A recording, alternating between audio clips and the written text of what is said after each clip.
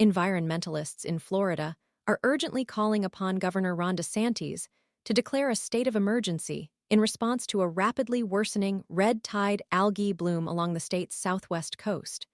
This escalating crisis is not only devastating popular tourist beaches, but is also tragically resulting in the deaths of significant numbers of marine wildlife, including fish and dolphins.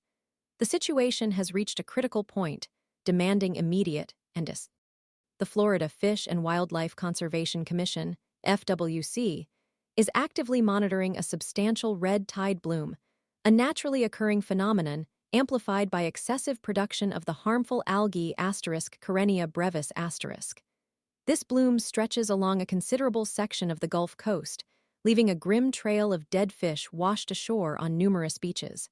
The outbreak is strongly suspected as the cause of death for at least 2 dolphins discovered offshore.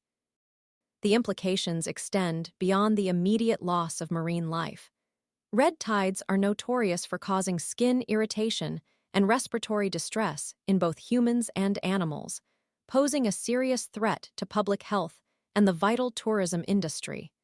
The increasing frequency and severity of red tide blooms in recent years are deeply concerning. While naturally occurring, these events are exacerbated by a confluence of factors, including the undeniable impact of climate change specifically, rapidly rising ocean temperatures and pollution from various sources.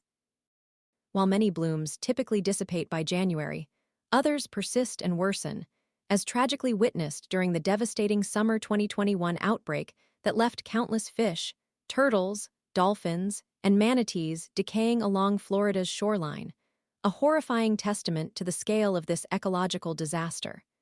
Conservation groups are vocal in their criticism of what they perceive as insufficient action to address the root causes of this escalating problem. While acknowledging positive steps, such as DeSantis's 2019 reactivation of a red tide task force and the subsequent extension of research funding through a House bill, they maintain that far more comprehensive and proactive measures are necessary. These groups have consistently linked human activities, particularly the toxic runoff from agricultural practices, as a significant contributing factor to the intensification of red tide events. The complexity of addressing non-point source pollution, arising from numerous diffuse sources, poses a formidable challenge.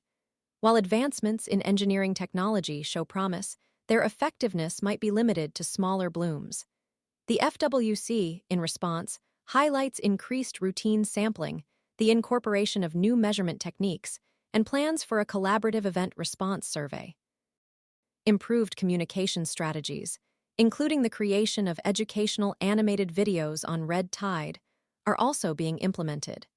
Further, funding approved by DeSantis supports the development and immediate deployment of innovative technologies designed to safeguard water quality and public health from future harmful algal blooms.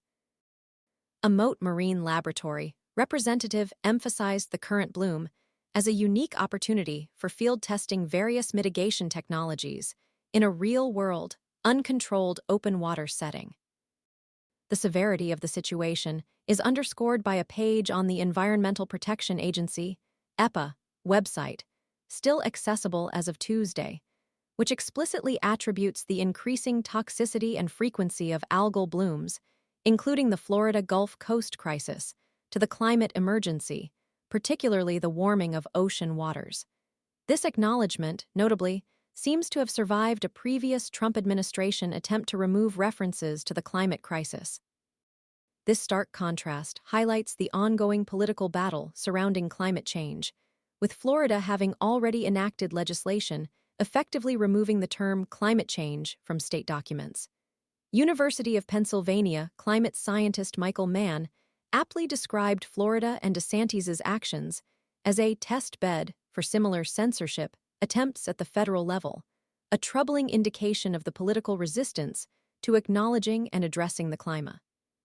The scale of this ecological crisis necessitates immediate action, demanding a comprehensive, multifaceted approach that addresses both immediate impacts and the underlying environmental and political factors driving this devastating phenomenon.